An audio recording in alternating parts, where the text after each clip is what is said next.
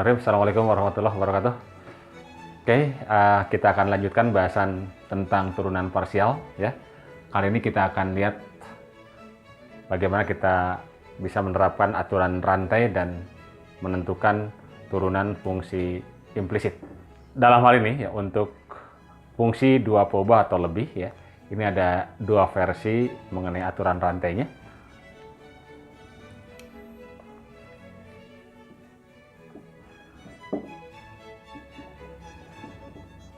Oke, kita akan lihat aturan rantai versi pertama ya.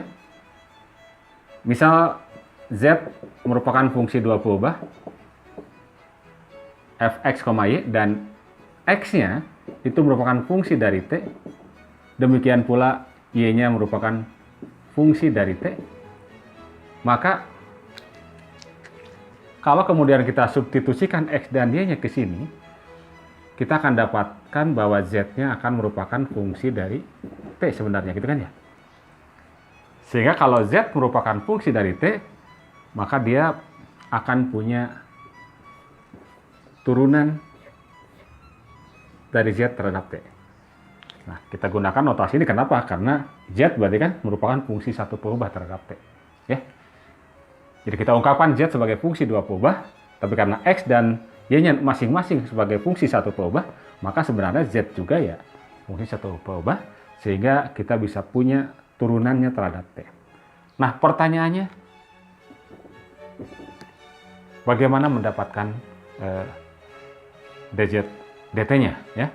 Dalam hal ini dz dt-nya ya, kita bisa lakukan dengan cara menurunkan dulu z terhadap x jadi parsial. Jadi kita akan dapatkan dulu do z do x, lalu tinggal kita kalikan dengan dx dt, lalu kita tambahkan dengan do z do y dikalikan dengan dy dt ya. Oke, ini aturan rantainya ya. Sebagai contoh, misalnya kita punya z sama dengan x kuadrat y pangkat 3 dengan x-nya adalah sin t misalnya, y-nya adalah cos t misalnya. Pertanyaannya adalah tentukan dz dt ya. Maka kita gunakan saja langsung dz dt, dz dt. Pertama turunkan dulu terhadap x ya. Jadi kalau kita turunkan terhadap x berarti ini 2x y pangkat 3 kalikan dengan dx dt ya. Kalikan dengan dx dt. Dx itu berarti kalikan dengan turunan dari ini kan ya. Turunan dari sini adalah cos ya. Tambahkan dengan do z do y, turunkan dulu terhadap y. Ini 3-nya turun ya, berarti 3x kuadrat y pangkat 2 kalikan dengan turunan dari y terhadap t min sin t ya. Kalau kita ganti substitusikan x dan y-nya, berarti kan 2 dikalikan dengan sin t dikalikan dengan y-nya adalah cos t pangkatan 3 dikalikan dengan cos t tambah sini aja, tambah 3 ya, x adalah sin t dikuadratkan kali y-nya adalah cos t dikuadratkan dikali min sin t, gitu kan ya. Sehingga kita akan dapatkan sama saja dengan 2 dikali dengan cos-nya jadi pangkat berapa? 4 ya. 2 sin t cos pangkat 4t dikurang gini kan ya, minus 3 sinnya jadi pangkat 3 kan ya, sin pangkat 3t cos pangkat 2t ya. Oke, ini contoh satu lah ya. Baik, kita lihat contoh yang kedua ya. Silinder pejal dengan diameter x dan tinggi y dipanaskan sehingga memuai masing-masing dengan laju 0,2 cm per menit dan 0,5 cm per menit. Tentukan laju volume silinder ketika x-nya 10 dan y-nya 50 cm. Nah, ini kita pernah bahas soal seperti ini ya, dengan apa namanya, pada topik laju yang berkaitan. Nah, kita akan coba lihat dengan memanfaatkan aturan rantai untuk fungsi dua peubah. Di dalam hal ini ya, volume silinder, jadi kalau kita punya silinder, ini luasnya A, tingginya adalah Y dalam hal ini ya, atau diameternya X disebutkan dalam soal ya. Maka volume silinder itu kan dinyatakan oleh apa? Volume luas alas kali tinggi, dan alasnya adalah lingkaran, berarti dengan diameter ini pi per 4x kuadrat, luas alasnya kali tingginya adalah Y. Jadi jelas di sini bahwa volume ini merupakan fungsi dari X dan Y. Namun ya, di sini X-nya juga Y-nya berubah terhadap waktu. Dan masing-masing perubahannya kita bisa lihat dari sini ya, bahwa masing-masing 0,2 berarti dx dt-nya, lajunya ya, laju pertambahan X 0,2 ya, cm per menit. Sementara dy dt-nya, laju perubahan tingginya atau laju tingginya adalah 0,5 ya, ini data dari soalnya ya.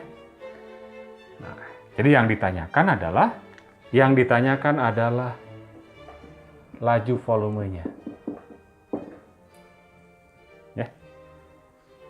Nah, kita bisa gunakan karena V sebagai fungsi X dan Y, X dan Y-nya fungsi dari T, berarti dengan aturan rantai dV dt berarti do V do X dx dt ditambah do V do Y dy dt. Ya, tinggal kita masukkan turunannya terhadap X, berarti 2X ini kan ya, 2-nya pindah, jadi berarti V per 2X kali Y kan ya, turunan terhadap X kali dx dt ditambah turunannya Y terhadap V terhadap Y 1 ya, berarti tinggal V per 4X kuadrat kali dy dt. Maka dv dt ya, laju untuk X-nya 10, Y-nya 5. X-nya 10 cm, Y-nya 50 ya cm.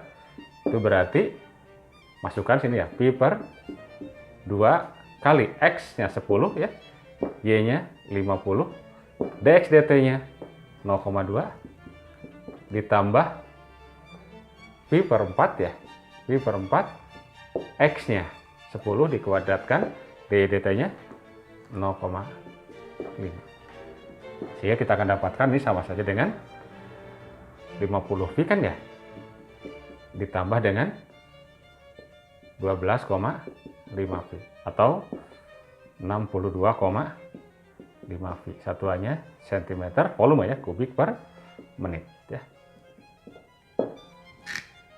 Oke, jadi ini contoh penggunaan aturan rantai pada fungsi dua peubah versi pertama ya, untuk menentukan laju yang berkaitan ya. Yang kedua, aturan rantai versi kedua ya. Misalnya kita punya fungsi Z sebagai fungsi X dan Y. Jadi kalau tadi aturan yang pertama adalah X dan Y-nya fungsi T, sekarang bagaimana kalau X dan Y juga fungsi dua peubah? Jadi X-nya sebagai fungsi dari misalkan S dan T, Y-nya juga merupakan fungsi dari S dan T. Ini kalau seandainya kita substitusikan di sini, maka pastilah Z itu merupakan fungsi dari apa? S dan T. Gitu. Karena itu maka nanti akan punya turunan terhadap S, punya turunan terhadap apa? T. Jadi akan punya do Z, do S, dan punya do Z, do T. Nah, bagaimana menyatakan do Z, do S-nya? Do Z, do S-nya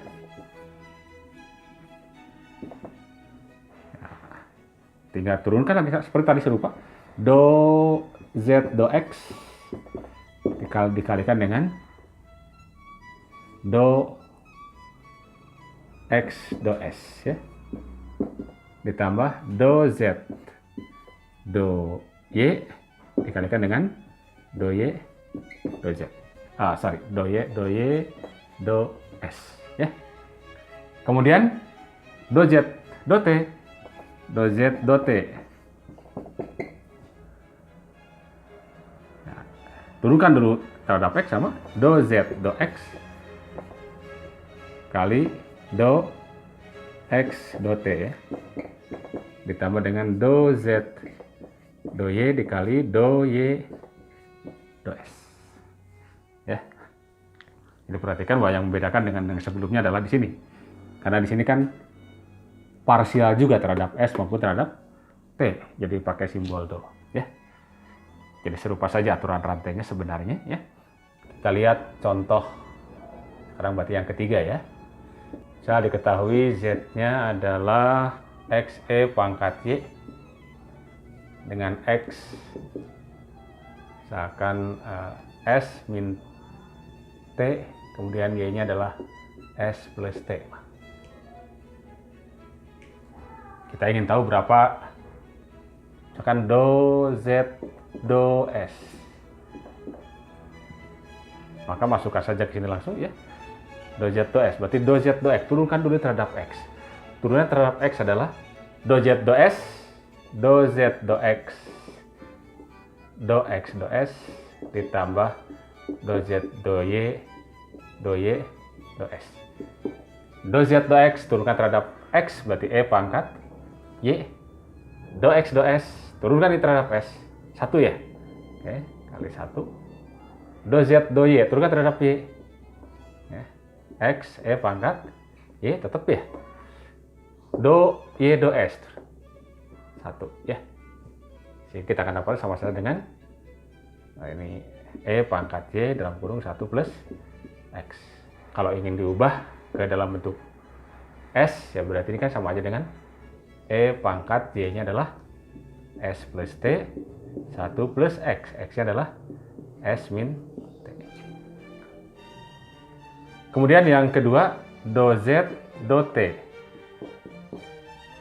Nah, rumusnya kan do Z do X do T ditambah do Z do Y do T ya.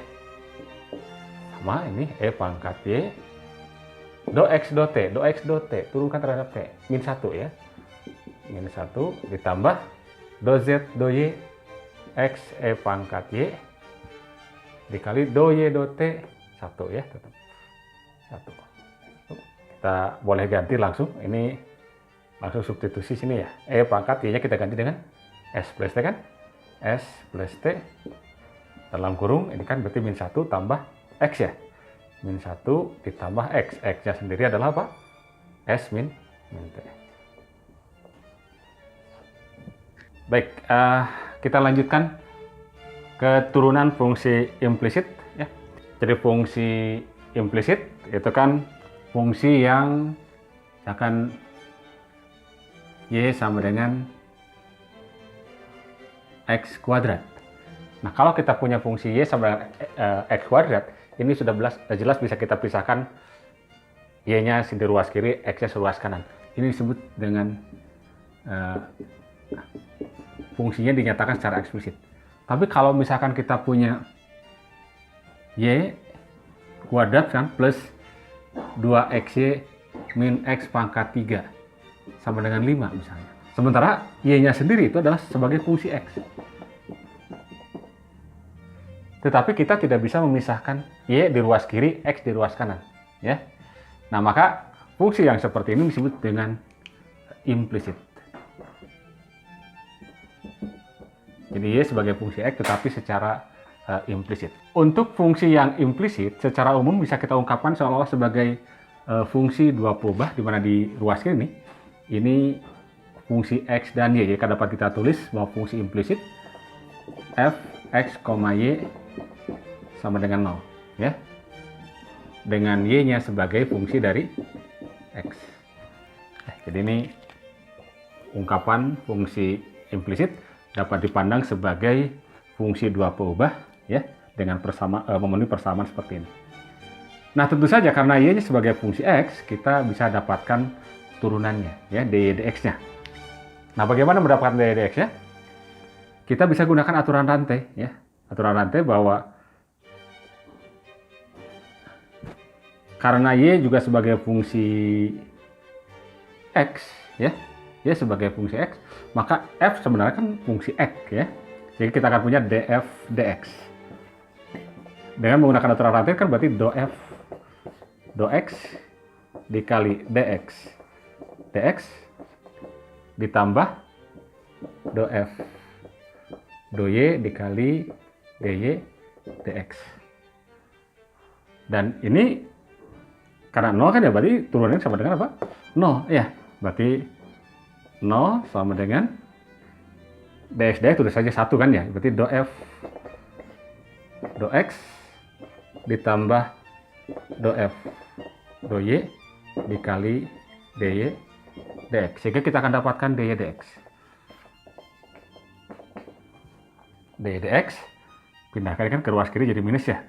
Minus df dx dibagi dengan df dy ya. Jadi kita mendapatkan satu rumusan ya untuk mendapatkan dy dx untuk fungsi implisit. Contoh 4 ya. Misalkan kita punya x kuadrat y pangkat 3 plus 3x kuadrat y min